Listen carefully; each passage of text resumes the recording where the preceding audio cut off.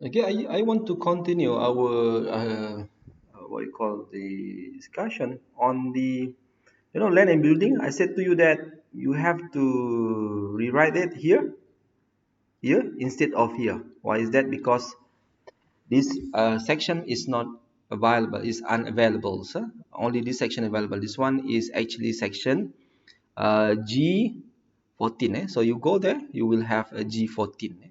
So this G14 actually you can put the any what we call the uh, any what we call economic life. I mean the depreciation value. All right.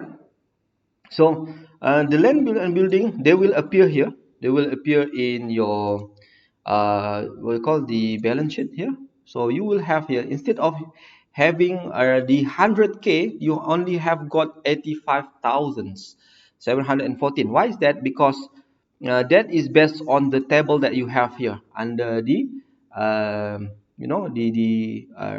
assets called the land and building one, right? So you have after one after the first year, end of the first year, you have got only 85,714.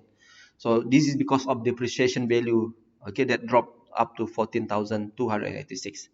And as you go and go, I mean, you will notice that this value is getting smaller. Okay, the value of asset getting smaller. This can be seen in the second year and also the third year. Now, so similarly to the other fixed asset, they're also experiencing what we call the depreciating in value because of the depreciations. All right.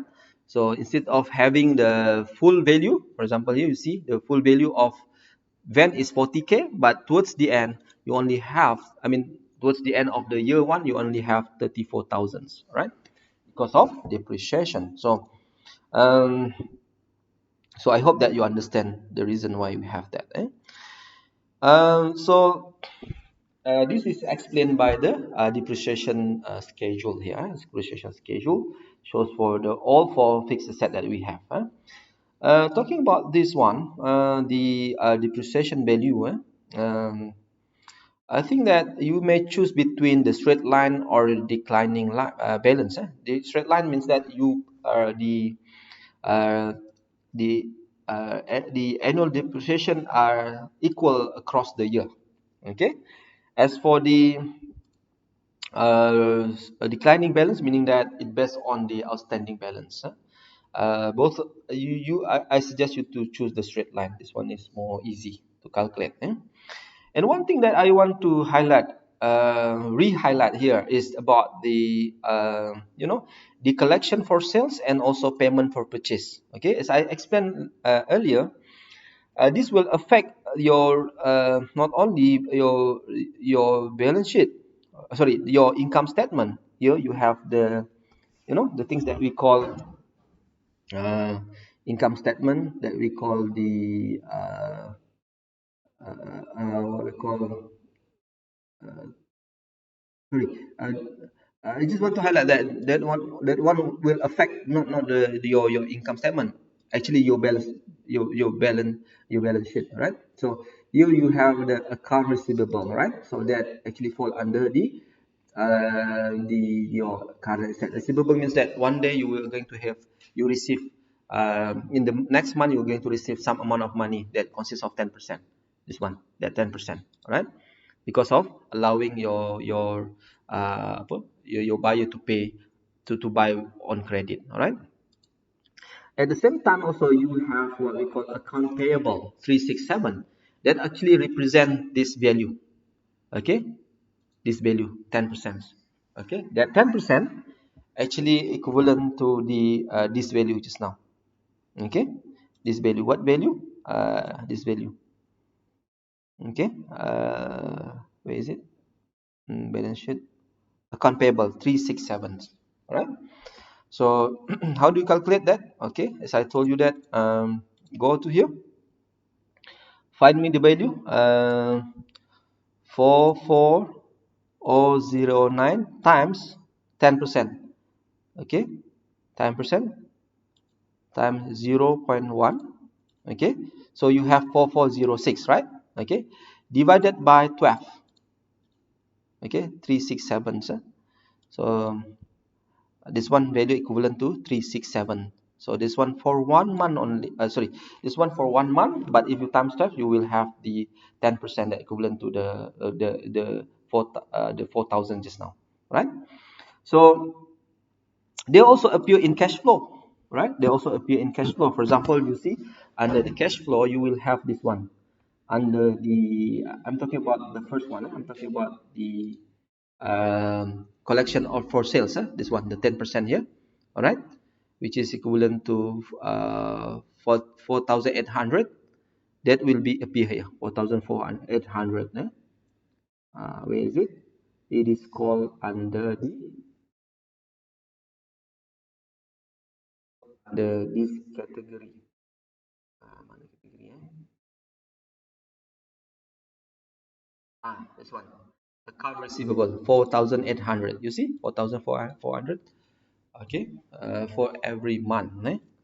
And then just want to highlight at the same time you also make some payment of account payable here, right? So that actually comes from that value. Which value?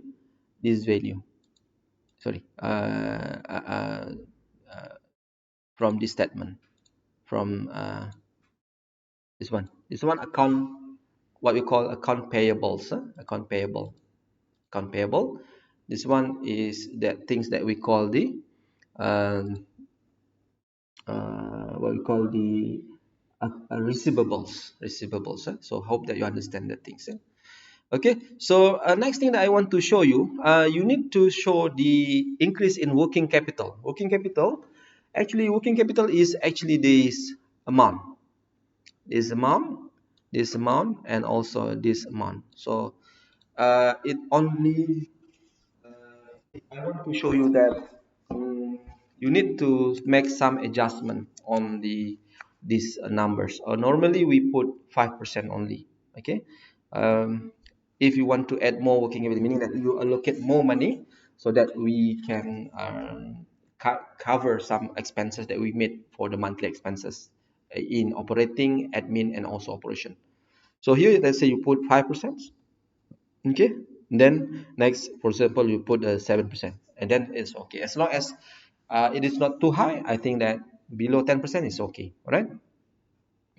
So then ending, we're talking about ending stock for the raw material and finished good. What is raw material? Raw material is the things that you buy here.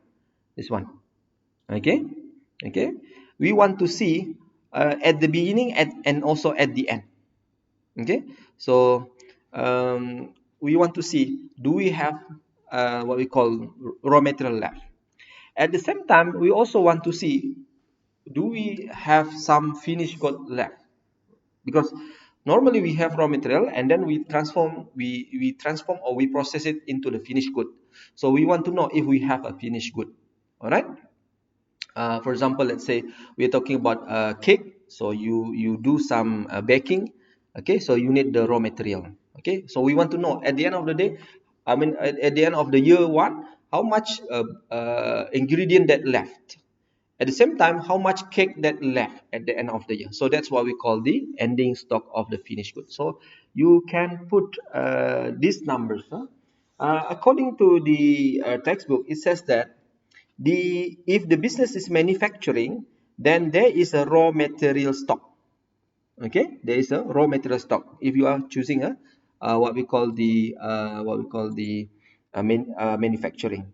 Okay, if you are services, therefore you don't have it.